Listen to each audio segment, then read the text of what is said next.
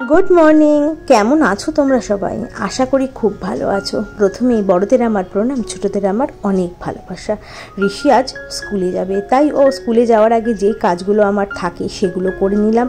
और आजके ना ओ टिफिन की दिलाम सेगुलो किछुई शेयर करते पारिनी। आज ओके दिएछिलाम सैंडउइच और एकटा कला दिए दिएछिलाम।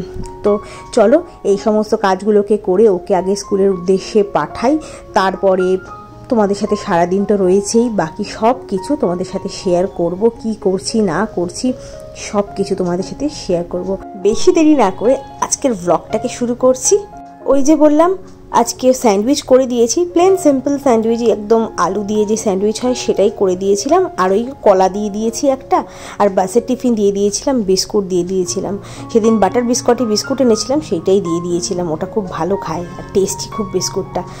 রান্নার লোক রান্না করে দিয়ে গেলেও ঘরের অনেক কাজ থেকে যায়, যেমন পরিষ্কার পরিচ্ছন্ন রাখা, থালা বাসন গুছিয়ে রাখা, রান্নাঘর পরিপাটি করে গুছিয়ে রাখা, কাপড় চোপড় ধোয়া মেলা, তারপর সেটাকে তুলে এনে ভাঁজ করা, ঘর ঝাড়পোছ করা, বাজার সদাই সব কিছু সামলানো।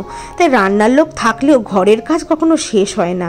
রান্না না থাকলেই অনেক সময় অনেকে মনে করে থাকে কোনো কাজই নেই। এই ধারণাটা আসলে একদমই ঠিক নয়। সংসারের কাজ কখনো শুধু রান্নাঘরে সীমাবদ্ধ থাকে না, বরং ঘরের প্রতিটি কোণেই লুকিয়ে থাকে অসংখ্য ছোট বড় দায়িত্ব। রান্না না থাকলে কিছু অন্য কাজ ঠিকঠাকভাবে করার জন্য সময় মিলে। এই কাজগুলো একদিনে হয়তো চোখে পড়ে না, কিন্তু সংসারকে পরিপাটি রাখার জন্য এগুলোর গুরুত্ব অনেক বেশি। তাই রান্না নেই মানেই কাজ নেই, সেটা ঠিক নয়, বরং এটা ঘরের অন্য দিকগুলোকে ঠিকঠাকভাবে গুছিয়ে তোলার একটা দারুণ সুযোগ। সংসার মানে প্রতিদিনের যত্ন, ভালোবাসা আর দায়িত্ব, আর সেটা রান্না থাকুক বা না থাকুক সবসময় চলতেই থাকবে। কি কথাগুলো ঠিক বললাম তো? আমার মনে হয় এটা প্রতিটি মেয়েরই মনের কথা। তো চলো, অনেক ছোট বড় কথা বললাম, এখন তো কাজ তো করতেই হবে। তো এই যে অনেকগুলোই কাজ মোটামুটি গুছিয়ে নিলাম। বাইরে থেকে একটু গ্রসারি অর্ডার করেছিলাম, সেগুলোকেও মোটামুটি রিসিভ করলাম। রিসিভ করে জিনিস জায়গায় রেখে দিলাম। আর এইদিকে কাঁচাও বসিয়ে দিলাম, ওয়াশিং মেশিনটা চালিয়ে দিলাম। আর এই ঘরের চাদরটাকে আজকে তুলবো না, এই চাদরটা একদমই ভালোই আছে। তো ওপরে তো এর বেড কভার পাতাই ছিল, তা বেড কভারটা আজকে ধুতে দিয়ে দিলাম। আর এটাকে তুলে ভালো করে একটুখানি সুন্দর করে পরিপাটি করে গুছিয়ে রাখছি, কারণ এর ওপর অন্য একটা বেড কভার পেতে দেবো। এই ঘরে সেরকম একটা শোয়া হয় না। আমার শাশুড়ি মা যখন আসেন তখনই এই ঘরে উনি শোন, কারণ এই খাটটা ওনারই খাট, তাই এই ঘাটে ওনাকেই দিয়ে দেওয়া হয়েছে। আর টিভি তো এই ঘরে, কারণ আগে যারা ব্লগ দেখেছো আমার, তারা ভালো মতো জানো আমি এই ঘরটাতেই আগে, এই ঘরে আমার খাট পাতা থাকতো, এই ঘরেই আমি থাকতাম।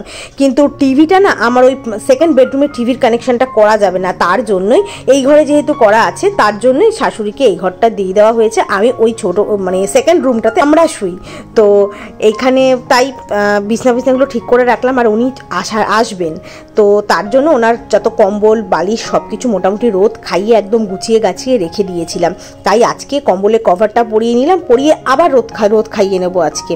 আর এইদিকে ঘরটরগুলো তো এগুলো তো আমার রোজের কাজ, এগুলো তো করতেই হবে। আর এই যে বিছনা ঝাড়লাম, সেখান থেকে একটু ধুলোবালিগুলো সব গেল এই কাজটার ওপরে, ভীষণ নোংরা হয়েছিল। তাই এগুলো একটু পরিষ্কার পরিচ্ছন্ন করে নিই, কারণ এগুলো তো আর ডেলি হেল্পার করবে না, এগুলো আমাকেই করতে হবে, সব কিছুই করতে হবে, শুধু রান্নাটা করে দিয়ে যায়। তো আগে আমার যেমন ঋষি যখন ছোট ছিল, মানে ব্যাঙ্গালোরে আমি যখন থাকতাম, তখন আমার ডেলি হেল্প ছিল, কিন্তু রান্নার লোক ছিল না। তা তখন আমি একাই ছোট বাচ্চাকে নিয়ে রেখে রান্না করতাম, খুবই কষ্ট হতো, তাও বুঝে করে নিতাম। তারপরে যখন কলকাতায় আসলাম তখন কৌশিক বললো যে না, এখনও হাঁটতে চলতে শিখছে, ওকে চোখে রাখতে হবে।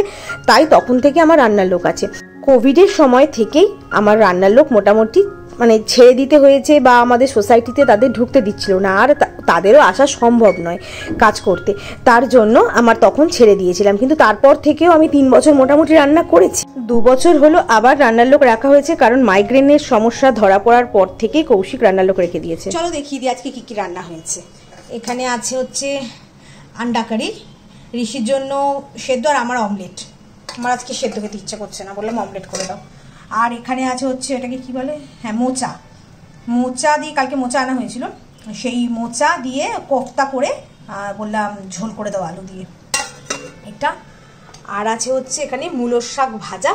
ব্যাস, এটা হলো আজকে আমাদের দুপুর বলো রাতের খাবার। আর এখন হচ্ছে খাবো হচ্ছে এই যে গোলা রুটি করে দিতে বললাম, শুক্লা চলে গেছে, ওকে ওটা দিয়ে দিয়েছে, আর আমার এখানে দুটো আছে, এখন খেয়ে নেবো, প্রচন্ড খিদে পেয়েছে। দেখো রান্নাঘরের অবস্থা দেখো, খেয়ে নিই তারপরে সব ঠিক করব। এই টুকটাক জিনিসপত্র এনেছিলাম, বাজারে গেলাম তো এই টুকটাক এনেছিলাম, তা এইগুলো রয়েছে। অনেক দিন থেকেই ওনার হচ্ছে এটা খাওয়ার খুব ইচ্ছে। অল্প করে ডিম নিয়ে এসেছি, ডিম রাখা যাচ্ছে না, নষ্ট হয়ে যাচ্ছে। এই যে কর্নফ্লেক্সের স্ট্রবেরি খাবে, ও স্ট্রবেরি ফ্লেভার খাবে।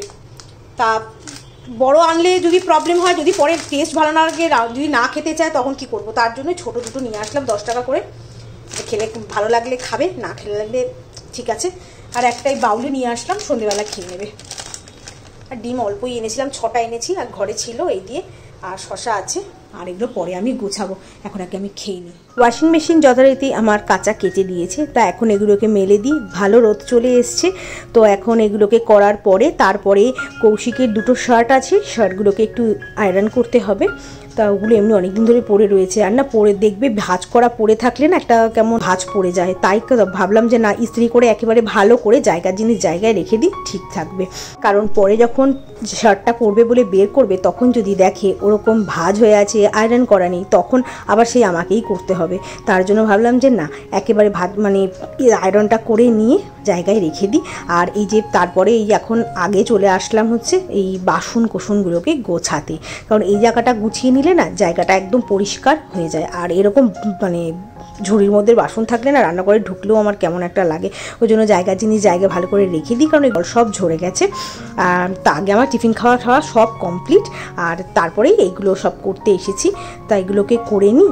আর তারপরে আর ভালো কথা, কেমন ঠান্ডা পড়ে গেছে বলো, ভালো ঠান্ডা লাগছে। এখন ফ্যান চালাতে হচ্ছে না সেরকম, ভোরবেলার দিকে তো খুব ঠান্ডা লাগছে। এমনিতেও আমাকে সারা বছরই একটা চাদর গায়ে থাকেই আমার, কিন্তু এখন বেশ ভালো লাগছে। আর ওয়েদারটা মানে এই ওয়েদারটা খুব ভালো লাগে। আর এই শীতকালটা হচ্ছে সব থেকে প্রিয় একটা ঋতু বলতে পারো আমার, কারণ শীতকালটা আমার সত্যি খুব ভালো লাগে, দারুণ লাগে। গরমকাল একদম অসহ্য লাগে আমার, একদম অসহ্য হচ্ছে গরমকাল। বর্ষাকালও সেরকম একটা ভালো লাগে না, কিন্তু শীতকাল হচ্ছে আমার সব থেকে প্রিয় ঋতু। তা এই শীতকালের অপেক্ষাতেই থাকি সারা বছর, যে কবে শীতকাল আসবে।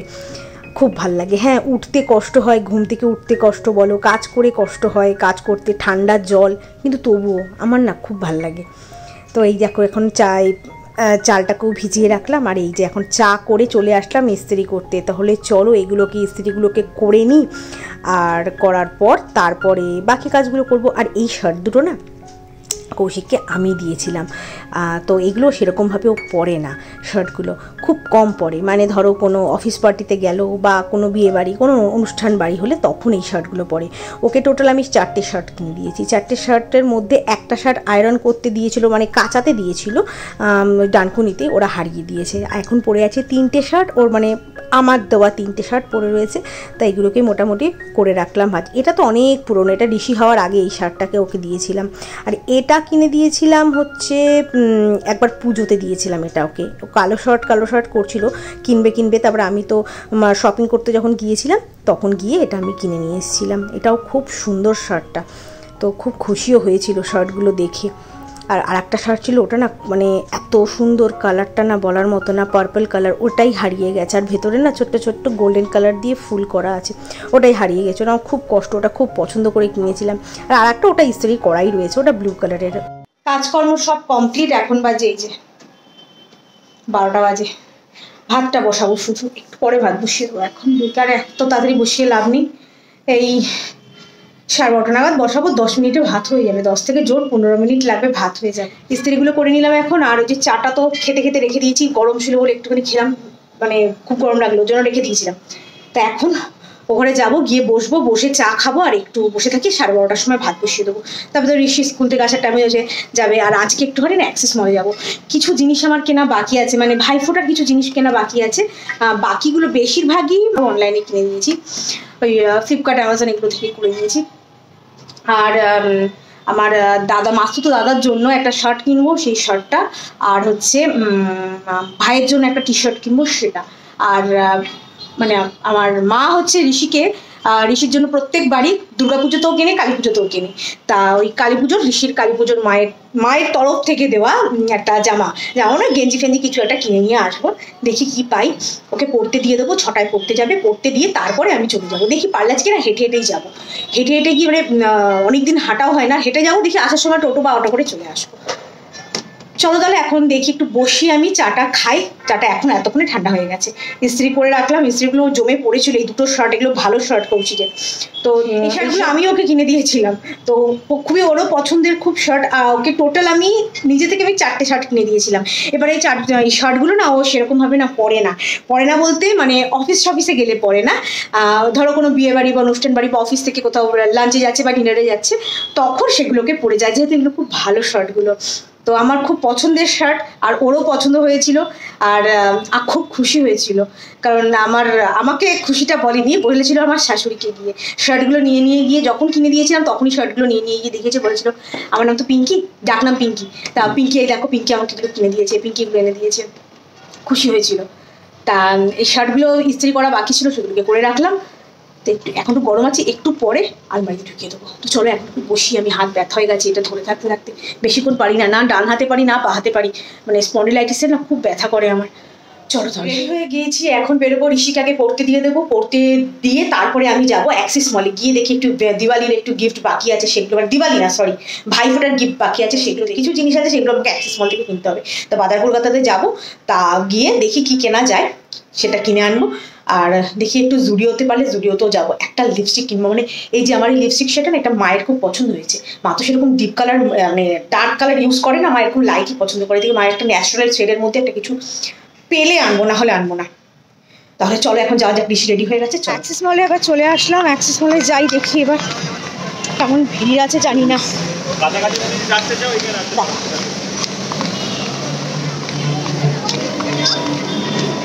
বাইরে তো সেরকম ভিড় নেই, এখন দেখা যাক ভিতরে কেমন ভিড় আছে। আজ তেমন একটা ভিড় একদমই ছিল না, কারণ আমি তো উইকডেজে গিয়েছিলাম, উইকেন্ডে ভিড়টা হয়। দেখো কেমন ফাঁকা আজকে পড়ে রয়েছে মলটা, একদিকে ভালো হয়েছে, কারণ ভিড় থাকলে না জিনিসপত্র কিনে মজা পাওয়া যায় না, হেঁটে চলেও মজা পাওয়া যায় না, ওর জন্য একটু ফাঁকা থাকলে না ভালো হয়, মানে আমার দিক থেকে বুঝি। এবার অনেকের আবার হতে পারে যে না ভিড় পছন্দ, তাদের ভিড়ের মধ্যে শপিং করতে পছন্দ, কিন্তু আমার পার্সোনালি আমার ঠিক পছন্দ নয়। তাই এই যে হয়ে গেছে শপিং, এখন বাড়ি চলো।